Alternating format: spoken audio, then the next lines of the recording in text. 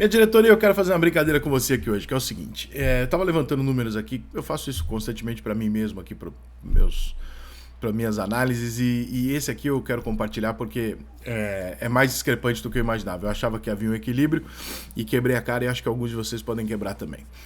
Você bater no olho entre Palmeiras e Flamengo de 2018-19, ou seja, aquela temporada de meio-dia, temporada europeia, né? De 18 para 19. 18, 19, ou seja, os últimos 5 anos até o meio até o meio de 2023, os dois times foram muito bem administrados e foram campeões. Né? Muitas vezes foram campeões. 21 títulos somando os dois nesse período de 5 anos. É título pra caralho. O Flamengo ganhou uma Supercopa do Brasil a mais do que o Palmeiras. Então o Flamengo tem 11 títulos, o Palmeiras tem 10. Os dois ganharam 2 Libertadores, 2 Campeonatos Brasileiros, uma Copa do Brasil, uma Recopa Sul-Americana e 3 Campeonatos Estaduais. Mesma coisa. Mas aí, nós temos aqui 2 resultados muito parecidos e muito bons, né? 2 resultados excelentes de conquistas. E aí eu comecei a pegar alguns dados para ver como é que se chegou a isso. Tem claramente um padrão diferente de comportamento, que é o que eu falava em 2016, 2017, que o Grêmio tinha um padrão de preparar o jogador que ia entrar e vender o seu jogador mais novo, a sua revelação, e colocar um outro da base no lugar. O Grêmio fez isso constantemente. Então o Grêmio não fazia contratações, o Grêmio mantinha o time pelo aquilo que ele produzia dentro de casa. E aquilo funcionou durante um período. O Flamengo é um time que coloca jovens para jogar muito pouco, aparece, ele vende caro e com isso ele compra 2 soluções. É uma coisa mais Real Madrid. Real Madrid compra soluções.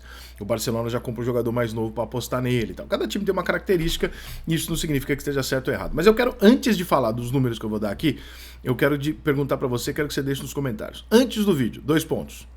E quero que você responda. Qual dos 2 times é mais bem administrado? E depois você responde o seu comentário colocando, depois do vídeo, coloca quem você acha que é mais bem administrado. Então nós temos aqui o número de títulos, já passei para vocês, e nós vamos aos gastos. De 2018, 19 até o meio de 2023, quanto que esses times gastaram em contratações? E aí eu tô falando do valor de compra, tá? Não tô falando de salário, luva e tal, porque isso não é muito divulgado, a gente não tem como ter certeza. Mas o valor da contratação desse jogador. O Flamengo gastou 170 milhões de euros para montar esse time, para comprar os jogadores que ele comprou desde 2018. O Palmeiras, 82 milhões de euros. É menos do que a metade. O Flamengo vendeu 253 milhões de euros. O Palmeiras vendeu 193 milhões de euros. Mas a diferença entre o que o Flamengo gastou e o que o Flamengo vendeu dá 83 milhões de euros para o Flamengo, que é suficiente para pagar um ano de folha salarial do Flamengo.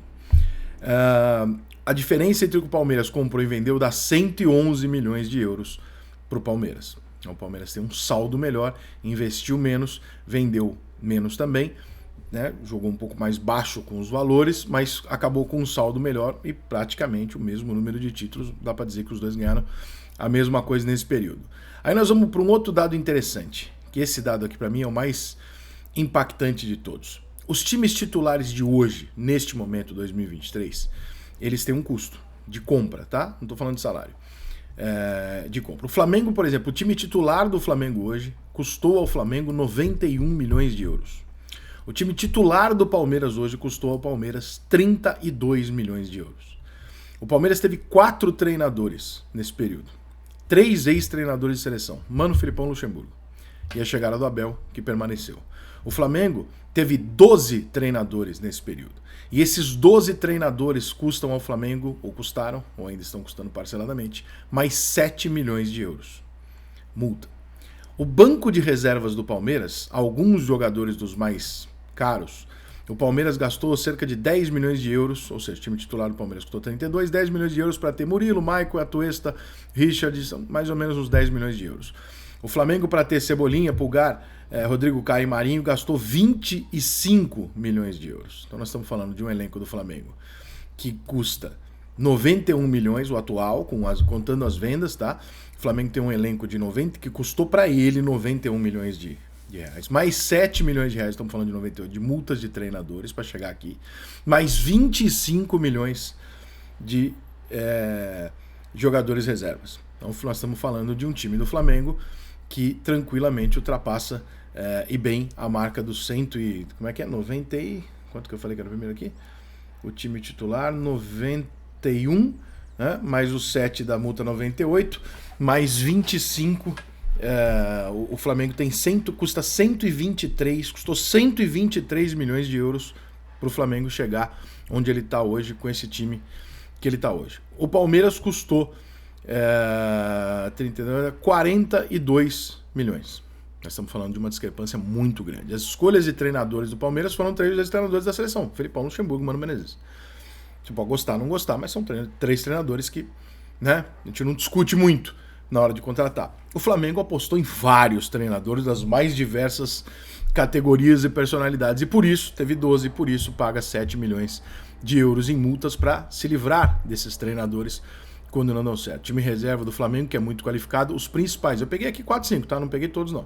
Dá 25 milhões, o time do Palmeiras 10, o time titular do Flamengo 91, o time do Palmeiras 32. Você acha que hoje um jogo entre Palmeiras e Flamengo existe uma discrepância significativa pro lado do Flamengo? Você acha que 2019 poderia haver? Mas hoje, os dois times chegaram onde eles chegaram. Quando você pega os jogadores do Flamengo, os jogadores do Palmeiras, você fala assim: quem que é o grande fenômeno? Quem que é o grande craque aqui que o Palmeiras contratou? Casa cheia, estádio lotado, o Palmeiras tem um estádio próprio, que ele conseguiu numa ótima negociação com a W Torre nos últimos anos, e portanto fatura um bom dinheiro com esse estádio também. Como é que você fecha essa conta na tua cabeça? Os dois resultados desportivos, que é o que interessa ao torcedor, são muito semelhantes. Um gastou tudo isso, trocou tudo isso de treinador. Tem vários jogadores caríssimos que não foram utilizados ou não estão sendo utilizados, estão no banco de reservas, que você pode considerar um puto investimento em elenco. Ou o outro que você pode falar, pô, mas com um investimento muito inferior em elenco, chega nas mesmas competições que o Flamengo com esse banco de reservas. E aí eu pergunto a você, depois desses números todos que eu levantei, e confesso a vocês que me espantei, que achei que a diferença era menor. Quem tem a melhor administração? Esses números que eu te passei te dão a imagem de que o Palmeiras é mais bem administrado do que o Flamengo? Te dão a imagem de que o Flamengo chega até a ser mal administrado em alguns momentos pelo tamanho da discrepância de gastos com o Palmeiras para ter os mesmos resultados?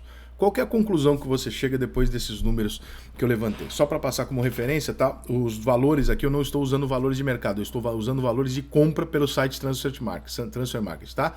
Então não é o quanto eles acham que o jogador vale, é quanto o time pagou de fato pelo jogador, ok? Se a gente for em quanto o time é avaliado em si, eu posso até fazer uma rápida aqui, ó. O Palmeiras tem um elenco hoje avaliado, né, para venda em 154 milhões de euros e o Flamengo em 154 milhões de euros. Ou seja,